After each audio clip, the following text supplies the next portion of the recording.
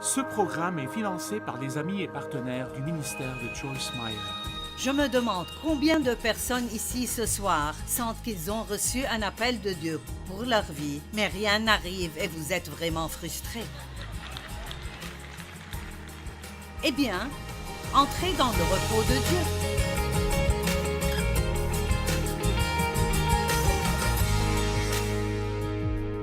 Je veux vous parler ce soir d'entrer dans le repos de Dieu, mais d'une façon qui est en quelque sorte unique. Mon message ce week-end, ce soir et les deux messages demain sont intitulés « Siéger, se lever, marcher et courir ».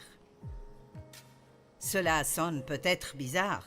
De quoi parles-tu? Eh bien, chacune de ces choses que la Bible nous dit de dire « s'asseoir », tenir ferme en Dieu, tenir ferme contre l'ennemi, tenir ferme et attendre notre percée, marcher en Dieu, marcher dans l'amour, marcher dans la foi, marcher dans la paix et courir notre course. Mais dans cet ordre-là, je crois que Dieu a un ordre dans le royaume. Et donc, si vous êtes un nouveau chrétien et vous commencez à essayer de courir votre course et vous avez cette grande vision de Dieu et vous voulez faire cette grande œuvre, mais vous n'avez pas encore appris à vous asseoir, donc vous serez juste vraiment frustré. Je crois que si vous avez une grande vision de Dieu et vous ne savez pas comment vous reposer en Dieu pendant que Dieu travaille sur cela, ça pourrait presque vous tuer. Je pense que la pression d'essayer vous-même de faire que quelque chose arrive, d'essayer de porter tous les fardeaux et tous les soucis, même essayer d'élever plusieurs enfants, si vous ne savez pas vous reposer en Dieu. Il y a plusieurs années, j'ai commencé à remarquer, Dieu a attiré mon attention sur le fait qu'après la résurrection, à chaque fois que la Bible parle de lui, elle le décrit comme étant assis. Celui qui siège sur le trône. Et donc, cela a commencé à vraiment m'intéresser. Et je pensais, qu'est-ce que c'est que cela? Quand Jésus était sur la croix, il a dit « Tout est accompli ». Et donc, le travail qu'il a été envoyé pour faire était accompli. Et il est monté au ciel et assiégé à la droite de Dieu, là pour attendre jusqu'à ce que ses ennemis soient à terre sous ses pieds. Maintenant, je vais vous dire quelque chose d'intéressant. Je crois que savoir comment vous reposer en Dieu quand l'ennemi vous fait face est l'une des plus hautes formes de guerre spirituelle que vous puissiez faire. Amen. Donc, nous allons juste regarder quelques versets. Vous n'allez entendre qu'une partie de cela ce soir, mais je crois que Dieu vous donnera ce dont vous avez besoin ce soir et vous donnera le reste demain. Père, merci pour la parole. Nous prions qu'elle pénètre les cœurs et qu'elle ne soit pas oubliée. Au nom de Jésus. Amen. Éphésiens 1, 19 à 22. Et pour que vous connaissiez et compreniez quelle est l'extraordinaire grandeur de la puissance qu'il met en œuvre? Combien d'entre vous croient que Dieu est tout-puissant? Très bien. Mais vous ne voulez pas manquer ceci. En notre faveur. Vous n'avez pas compris. En notre faveur. Il n'a pas simplement la puissance, mais cette puissance est à nous qui croyons. Qui croyons. Vous pouvez croire que vous êtes faible et que vous ne pouvez rien si vous le voulez.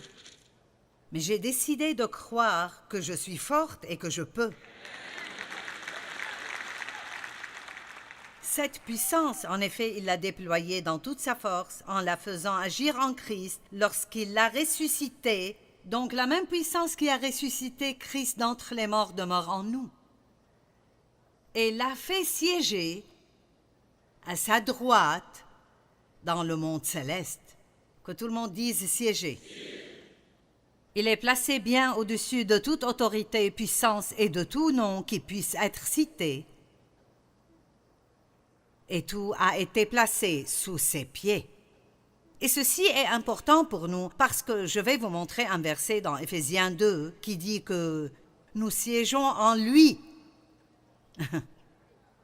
Donc, je suis en fait à deux endroits ce soir.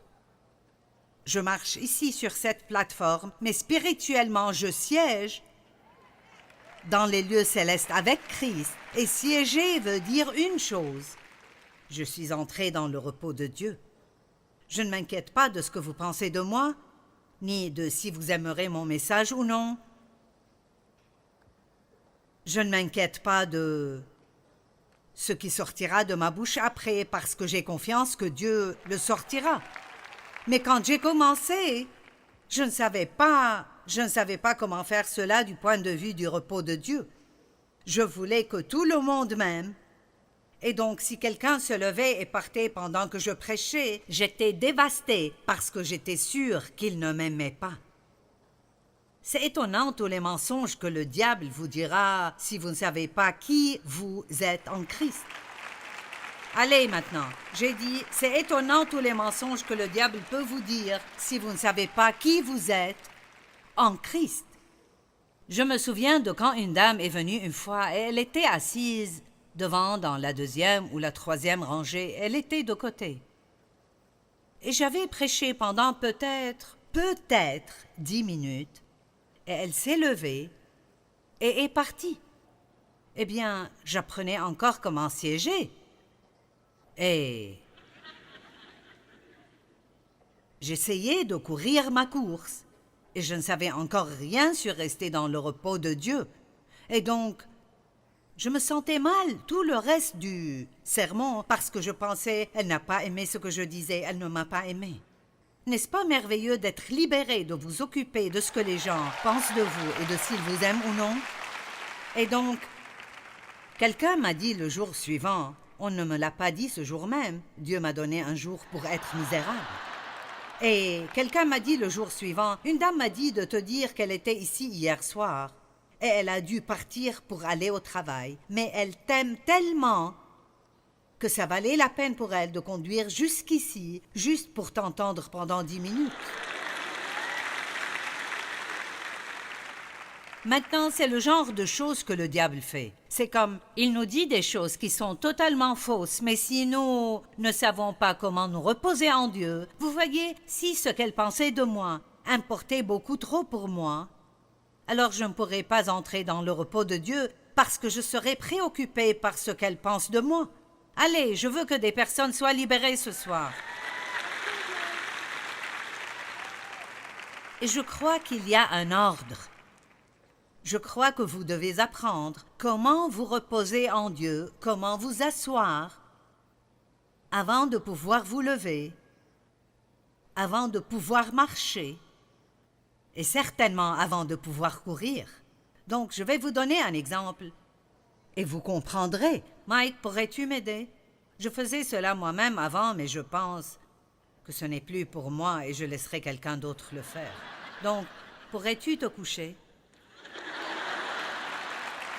Très bien, maintenant.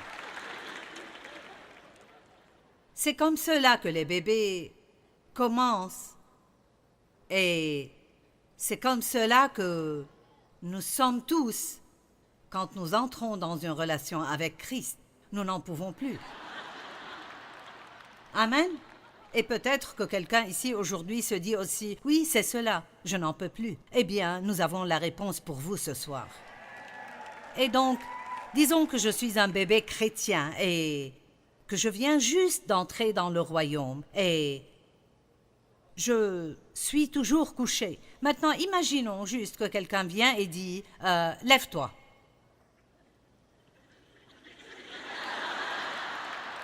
C'est impossible pour vous de vous tenir debout de cette position. Vous devez d'abord vous asseoir.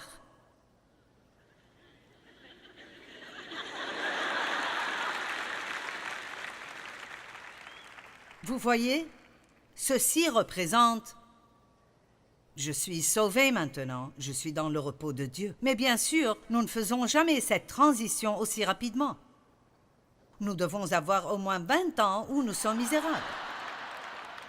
Je veux dire un minimum de 20 ans où nous nous sentons coupables à chaque fois que nous faisons une faute et nous sommes préoccupés par notre ministère. Pourquoi il n'est pas ceci, pourquoi il n'est pas cela? Je me demande combien de personnes ici ce soir sentent qu'ils ont reçu un appel de Dieu sur leur vie, mais rien n'arrive et vous êtes vraiment frustrés. Eh bien, entrez dans le repos de Dieu. Vous ne pouvez pas le faire vous-même. Vous ne pouvez pas le faire grandir plus vite que comme Dieu le veut. Et vous espérez que votre ministère ne grandira pas plus vite que vous. Parce que vous pouvez avoir un don pour vous amener quelque part et ne pas avoir le caractère pour vous garder là, et ça vous achèvera. Donc vous pouvez commencer avec un grand don, mais toutes ces autres choses vous donnent le caractère. Donc maintenant, il a appris à siéger en Christ. Donc, lève-toi. Vous voyez, maintenant, il peut se lever. Je peux faire cela aussi. Mon entraîneur m'a fait faire cela l'autre jour. Il a dit, je veux que tu t'asseyes par terre et que tu essayes de te lever. Parce que j'étais tentée de ramper vers la chaise pour de l'aide, mais je me suis levée. Il a dit, je connais des gens dans la trentaine qui ne peuvent pas faire ça. Mais c'est une autre histoire. Mais maintenant qu'il est debout, et nous allons parler demain du fait de se mettre debout, et il y a beaucoup de cela. Se lever et attendre Dieu, et se tenir ferme et continuer à faire ce qui est bon quand rien de bon ne semble arriver avec vous. Tenir ferme contre l'ennemi, tenir ferme contre les mensonges de l'ennemi. Nous devons tenir ferme. Mais vous voyez, vous pouvez le faire de la position d'être entré dans le repos de Dieu. Ce que je veux que vous compreniez est que tout peut être fait après être entré dans le repos de Dieu. Et quand je parle du repos, je ne parle pas d'une sieste, je parle du repos interne. Là où vous n'avez pas à vous inquiéter, vous n'avez pas besoin d'être rempli d'anxiété, ni d'avoir peur, ni d'essayer de tout comprendre tout le temps, ni d'avoir toutes les réponses. Vous pouvez être dans le repos de Dieu et vous pouvez faire ce que Dieu vous dit de faire et vous n'avez pas besoin d'aller plus loin que cela parce que tout ce qu'il demande de vous est ce qu'il vous donne à faire et il s'occupera du reste. Maintenant, marche un peu. Juste marche un peu. Marchez dans l'amour, marchez dans la paix, marchez en Christ. Ne marchez pas comme les païens marchent. Maintenant, cours ta course. Vous voyez, maintenant il peut courir. D'accord, tu peux aller t'asseoir, merci. Vous voyez, une image vaut 1000 mots. Romains 4,17 dit « Le royaume de Dieu, ce n'est pas le manger et le boire, mais la justice, la paix et la joie par le Saint-Esprit. » Et ça doit venir dans cet ordre. Apprenez d'abord qui vous êtes en Christ, que vous avez été rendu juste en lui. Puis vous pourrez avoir la paix avec Dieu et la paix avec vous-même. Et quand vous avez cela, alors vous pouvez avoir la joie. Mais juste être sauvé ne vous donnera pas la joie, parce que si vous ne savez pas qui vous êtes en Christ, vous ne serez jamais, jamais, jamais constamment heureux. Parce que si vous êtes insécurisé et vous ne savez pas qui vous êtes en Christ, je sais qui je suis en moi-même. Pas beaucoup, je fais des erreurs. Il y a quelques trucs dans ma vie concernant lesquels je suis arrivé à la conclusion que Dieu ne me les prendra pas. Il me laissera les garder juste pour me garder humble. Et vous ne serez peut-être pas d'accord avec ceci, mais il y a une parole qui dit que Dieu garde une certaine quantité de faiblesse en nous pour que nous dépendions toujours de lui. Vous n'arriverez jamais au point où vous feriez tout parfaitement. Jamais. Et donc, je pense que je serai toujours un peu bavard. J'ai fait beaucoup de progrès, mais... Oh, je peux prier. Dieu observe et garde ma bouche pour que je ne pêche pas devant toi avec ma langue. Et je sors de la chambre où je priais et blablabla.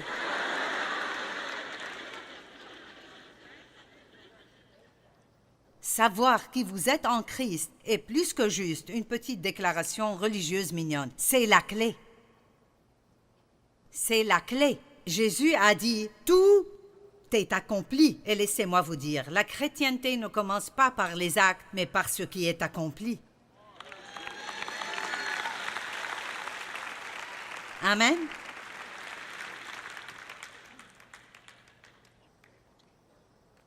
Hébreux 1:13. Auquel des anges a-t-il jamais dit « Assieds-toi à ma droite, jusqu'à ce que je fasse de tes ennemis ton marchepied ». Vous pouvez entrer dans le repos de Dieu et juste attendre que Dieu combatte le diable et le remette à sa place. La meilleure façon de combattre le diable est juste de rester dans le repos de Dieu. Ne le laissez pas vous énerver. Il ne sait pas quoi faire de vous si vous ne vous énervez pas.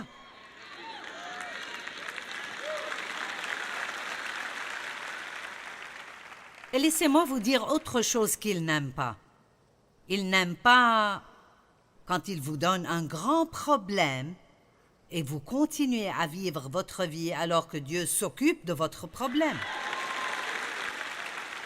Avez-vous entendu ce que j'ai dit? Vous pouvez vivre pleinement votre vie, même si vous avez un problème. Dieu ne vous demande pas de réparer votre problème. Il vous demande de lui faire confiance pendant qu'il répare votre problème. Et je pense que plusieurs personnes ici ont besoin d'entendre ceci ce soir. Je me rappelle être passé par là. Tu ne peux pas t'amuser et profiter de la vie si tu as ce problème. Je m'énervais tellement contre Dave parce que les premiers temps, nous n'avions pas d'argent et il y avait toujours plus de factures qu'il n'y avait d'argent. Et j'ai dû quitter mon travail à temps plein dans l'obéissance envers Dieu pour préparer pour ce grand ministère que je pensais que j'aurais et j'enseignais toujours à 25 personnes chez moi. Et donc, je prenais toutes ces factures et je commençais à calculer. Et bien sûr, plus je faisais cela, plus j'étais effrayée. Et Dave était dans la chambre d'à côté avec les enfants, à jouer et regarder la télé. Et il lui mettait des bigoudis dans les cheveux et... Je disais, vous ne toucherez pas mes cheveux. Et je m'énervais contre lui parce qu'il jouissait de sa vie et nous avions un problème. Allez, vous savez? Oh, ça m'énervait vraiment. Et je disais... Pourquoi ne fais-tu pas quelque chose? Nous avons des problèmes ici. Pourquoi ne fais-tu pas quelque chose d'autre que de rire et d'agir comme si c'était une grande fête? Il a dit, que veux-tu que je fasse? Tu sais combien d'argent nous avons? Nous obéissons à Dieu. Dieu prend soin de nous tout le temps. Il ne nous a jamais abandonnés. Il ne nous a jamais laissés tomber. Mais je ne connaissais pas ce principe du repos en Dieu et je voulais savoir comment Dieu le fera et quand il le fera. Je n'étais pas satisfaite dans la confiance et l'attente. Donc je dirais ceci encore une fois, c'est important. Vous avez la permission de profiter de votre vie pendant que Dieu travaille sur votre problème. Et pour certains d'entre vous, ceci valait la peine de venir ce soir. Dans l'Apocalypse, Jésus est toujours décrit comme siégeant à la droite de Dieu. Et donc, j'étais assez curieuse à ce sujet et j'ai réalisé que c'était lié au fait d'être entré dans le repos de Dieu. Et il y a une raison très importante pour laquelle la Bible dit toujours qu'il siège, qu'il siège, qu'il siège. Jésus est notre grand prêtre. Et il n'y a pas d'autre grand prêtre que lui qui a pu siéger dans la présence de Dieu. Dans l'Ancienne Alliance, le jour de l'expiation, une fois par an, quand le grand prêtre entrait dans le Saint des Saints pour la rémission des péchés du peuple, il y avait tous ces rituels et certaines lois et des règles et des directives qui devaient être suivies concernant comment il entrait. Et ceci est absolument vrai. J'ai vérifié de nouveau l'autre jour. Il avait de petites cloches et des grenadines cousues au bas, au bord de son vêtement et... Une corde était liée autour de sa cheville parce que personne ne pouvait entrer excepté lui. Donc, tant qu'il assumait ses responsabilités, il faisait ses rituels, ses petites cloches sonnaient. Eh bien, si les cloches arrêtent de sonner pendant assez longtemps, ils savent qu'il a fait une certaine erreur et est mort. Et comme il ne pouvait pas entrer et le prendre, il le sortait avec la corde. Il n'y avait pas de chaise dans le Saint des Saints parce que c'était une alliance des œuvres. Personne ne pouvait entrer le repos de Dieu. Donc je pense que Pierre l'a dit ce soir quand il prêchait sur Matthieu 11, ce repos est un don. C'est un don qui est donné par la grâce de Dieu et personne ne pouvait avoir ce repos jusqu'à ce que Jésus vienne et fasse tout. Il a accompli la loi, maintenant nous n'avons pas à le faire. Et il est assis à la droite de Dieu. Et Éphésiens 2,6 dit « Nous siégeons en lui dans les lieux célestes ». Donc je suis ici devant vous, mais mon cœur est là-bas. Donc ceci veut dire que je peux en fait vivre pleinement alors que je travaille. Pierre vous a donné la définition du repos et l'une des choses qu'il n'a pas mentionnées, qui est dans le dictionnaire grec Vine, est que le repos dont je parle ce soir n'est pas un repos du travail, mais un repos dans le travail. Maintenant, nous avons besoin d'un jour où nous ne travaillons pas aussi. Et c'est un tout autre côté de cela, le fait que, en tant qu'Américains, nous ne recevons pas le genre de repos que nous devons recevoir pour notre corps physique. Nous allons parler de cela dans un moment. Mais ceci est un repos que vous avez alors que vous travaillez. Donc ceci est mon travail. Et je ne sais pas pour sûr si c'est vrai. Vous ne pouvez jamais savoir à 100%, mais j'ai lu que quand un prédicateur prêche pendant 1 heure complète et fait un sermon complet, c'est équivalent à 8 heures de travail dur. Donc, quand Joel prêche 3 fois le dimanche, il travaille 24 heures. Amen. Ce n'est pas juste un petit discours. J'aime quand les gens disent « J'ai aimé ton petit discours ». Eh bien, ce n'était pas un petit discours. Je donnais de toute mon âme, mon corps, mon esprit. J'ai mis tout ce que j'ai là-dedans. J'ai étudié pendant des heures pour vous donner ce petit discours. J'ai aimé ton petit discours. Quand je pars, vous aurez tout ce que j'ai. Puis je dois aller me ressourcer parce que je ne peux pas vous donner quoi que ce soit que Dieu ne me donne pas d'abord. Donc c'est si merveilleux de faire cela avec mon âme en vacances. Vous pouvez prendre des vacances et aller à la plage chaque jour pendant 5 jours et ne pas vous reposer du tout si vous allez passer ce temps à vous inquiéter concernant vos problèmes. Et certaines personnes prennent un jour de vacances pour aller s'asseoir quelque part et essayer de résoudre leurs problèmes. Vous prenez des vacances et puis vous avez besoin de vacances à cause de vos vacances. Nous ne savons plus comment nous reposer. Quelqu'un a dit « Nous avons perdu l'art de nous ennuyer ». Si vous devez passer 5 minutes d'attente chez le docteur, vous sortez le téléphone, nous devons appeler quelqu'un, voir notre statut sur Facebook ou autre. Je ne pourrais pas vous dire combien d'amis nous avons sur Facebook. J'aime cela. Ils sont amis sur Facebook. Amis? Sur Facebook? Ce serait bien d'avoir 5 très bons amis dans votre vie entière.